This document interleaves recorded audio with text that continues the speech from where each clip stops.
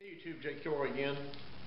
We're going to continue working on our Bandsaw Vise shoe to extend our Bandsaw Vise, and we're going to make the angle cut along this portion of the part.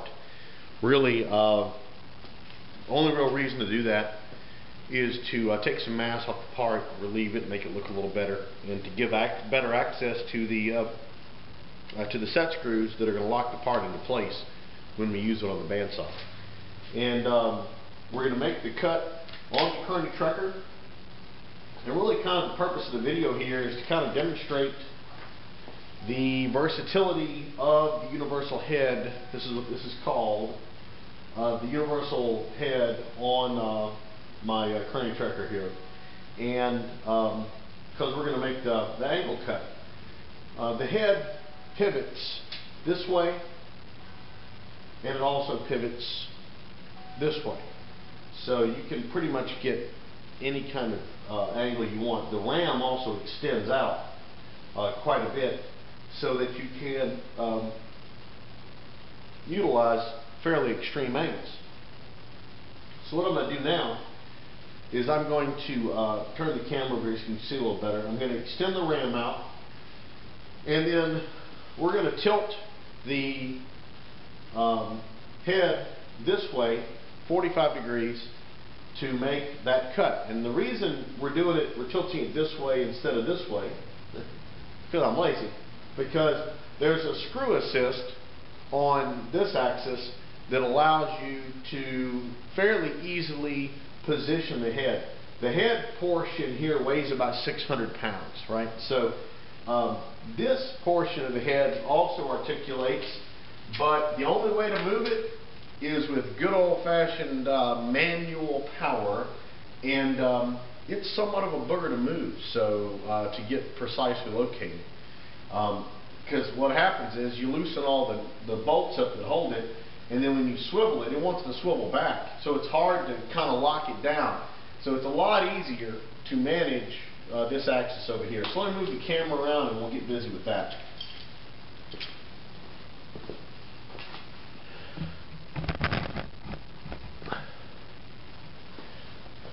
So the ram lock, very similar to the ram on a Bridgeport. You've got two locking bolts here that hold the ram in position, and then you've got this handle here to help you extend it on out.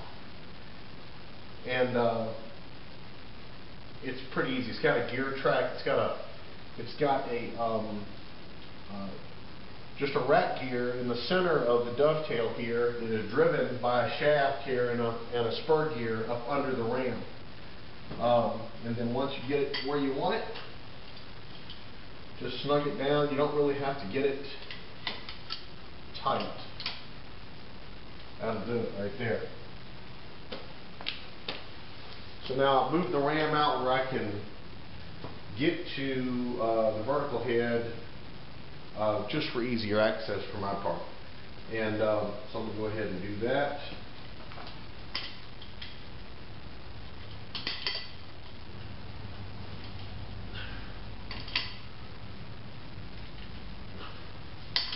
So there's 4 locking bolts on this portion of the head. There's 2 over here, and there's 2 back here.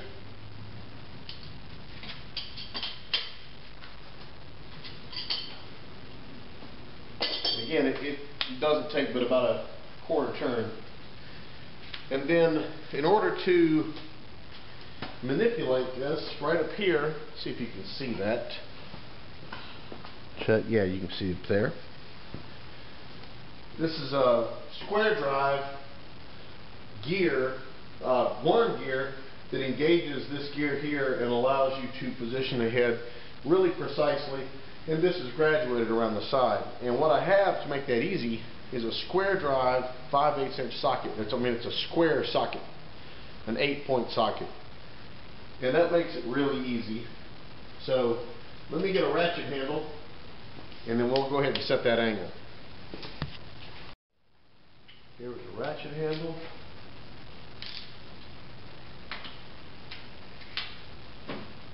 And you can see here, the head's tilting down. I've got a scale here.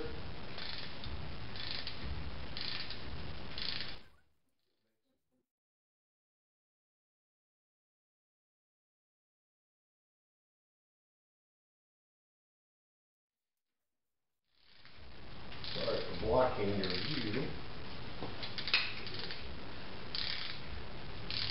Coming up on 45 here.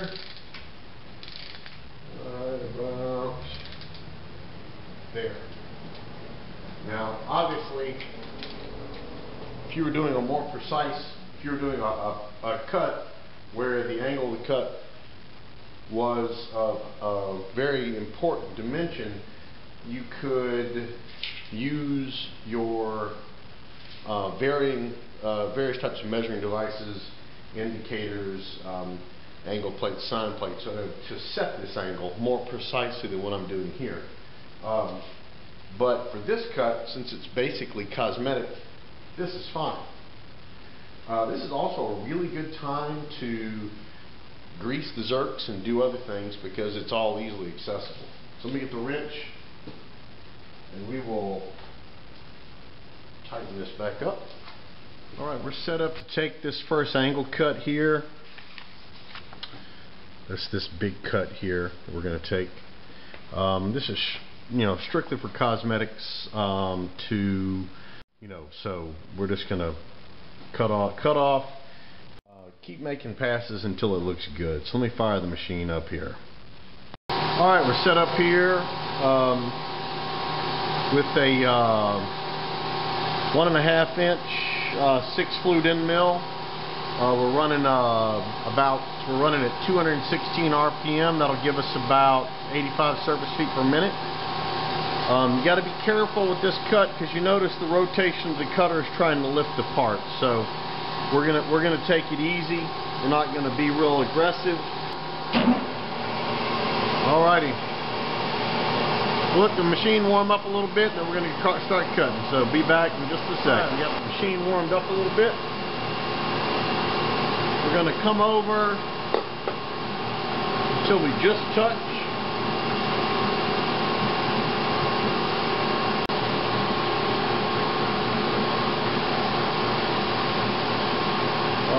We're going to start off with a rather slow speed here.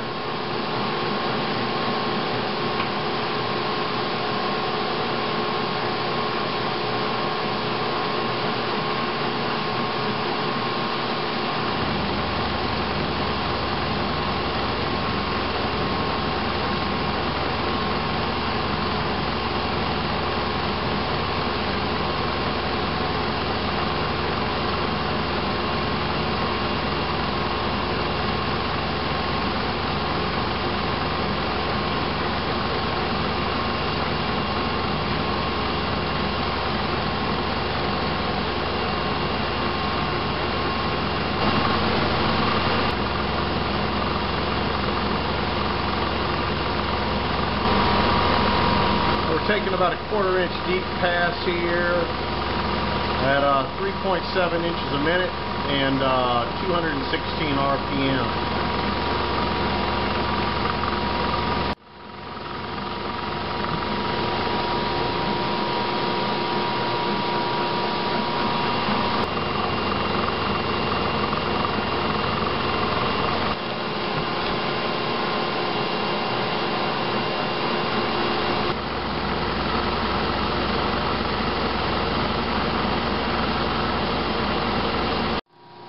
We're getting ready to start our last pass here. I'm going to slow the feed down just a notch to try to improve the finish a little bit.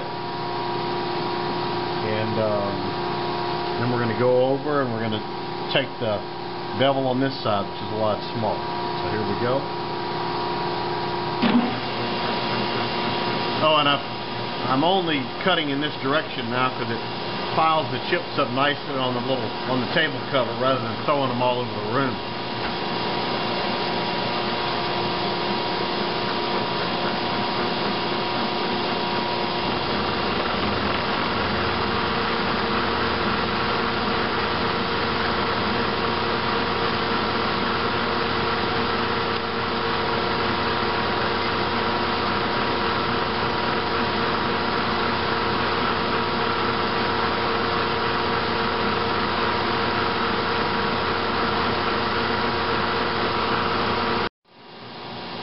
Alright, we're going to start our second pass.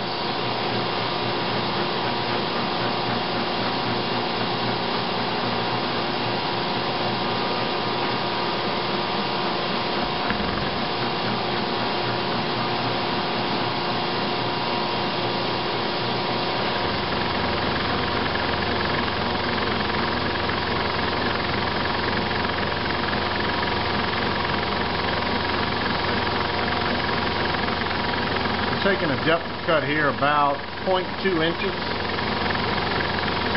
and the knee on this thing comes up 100 per rev, so cranked it up 2 times. Of course, as we get farther into the cut, the width of the cut increases, so as we get towards a larger cut like this, I wouldn't take quite that much.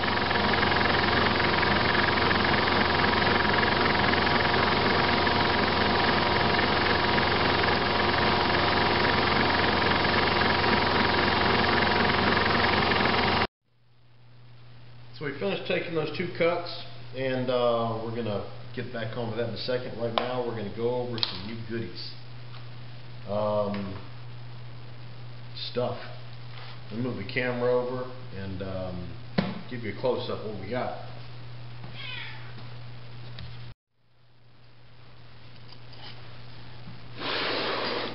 Okay, what we got here is a haul of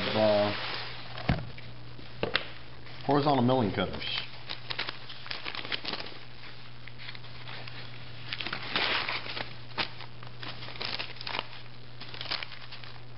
There you go. It's a brand spanking new or new old stock 6 by 3/4 by 1 1/4 straight tooth milling cutter. It's a Niagara. And it's this is from about 2008. This is coated. This is I don't know which coating it is. Titanium, aluminum, or titanium carbo, or something like that. I'm not sure. Anyway, I got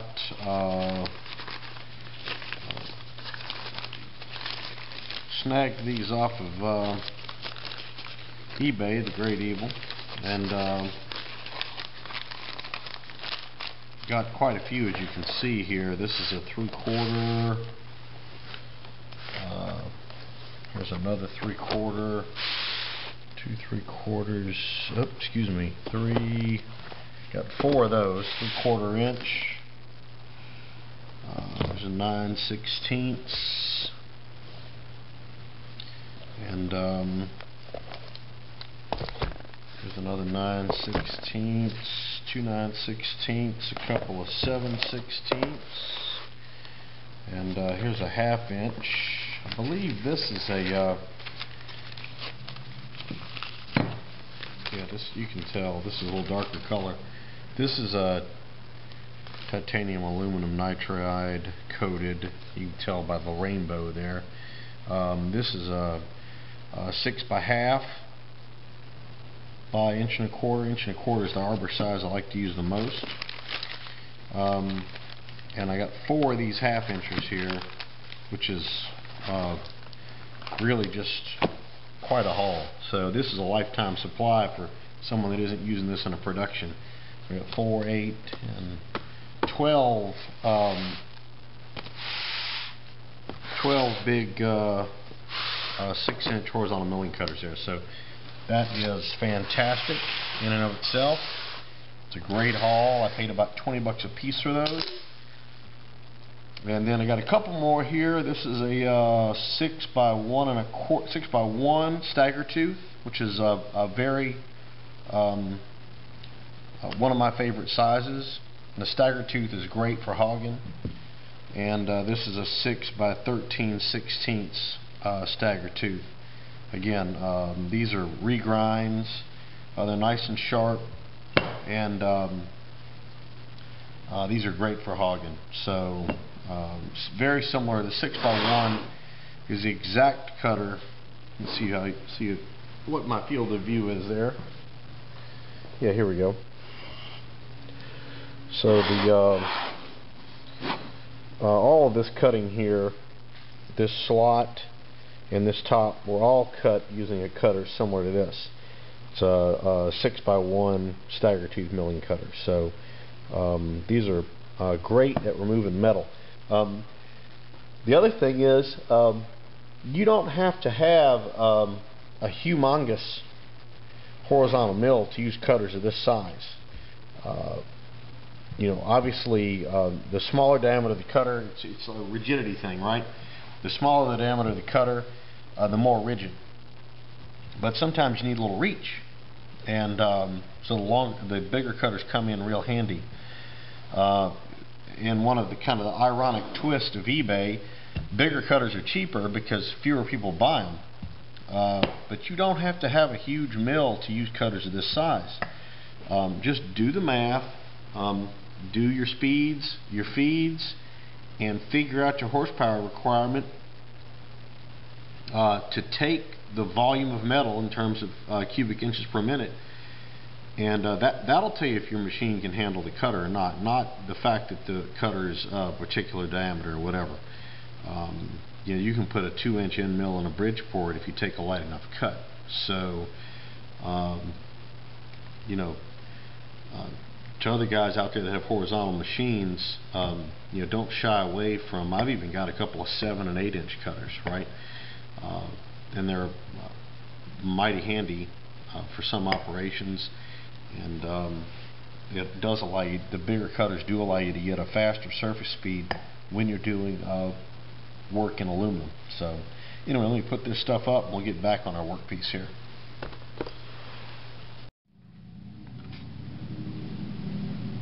All right. So this cut here. See that? This cut here, the cut we just made. This cut. We just made this cut here. And obviously all this material is removed, and then the bulk of this slot here is removed. All that's left to do is to cut this here and this here, these two little 1/4 inch by 1/4 deep grooves. And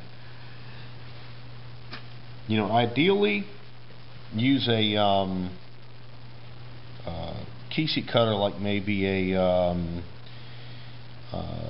810 or an 808 number cutter, which I don't happen to have on hand. So what we're going to try doing is we're going to try grinding a tool bit for the shaper that will allow us to get into here and cut this slot.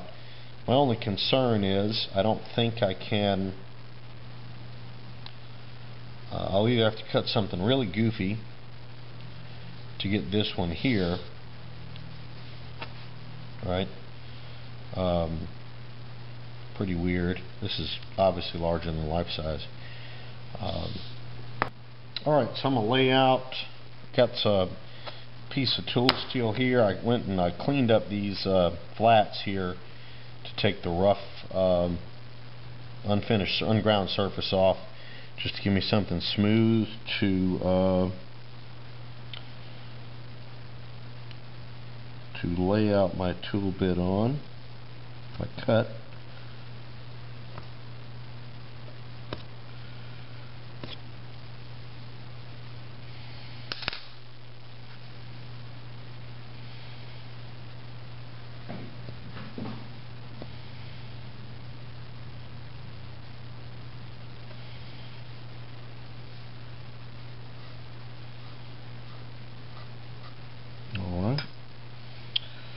So that'll do one side, obviously. It won't do the other side, so I'll have to lay out another cutter over here, and I'll save that for after after we figure out how this one works. So let's get over to the grinder and do some grinding. Alright. I got this, started roughing this down. I got this here, this big slab here, corner cut off with a abrasive wheel. Ground this down here with a side grinder. Now I've got to make a big humongous plunge in here, and then I've got to have relief on all these edges so that when it kicks back in the clapper that this thing doesn't get caught in the cut. So I'm going to go in here and start working this down to try to get the, then I got to do the whole thing again on this end to be able to do the other side of the block. So I'm going to have a couple of hours in grinding here when I'm done with this. Okay, I tried something new here.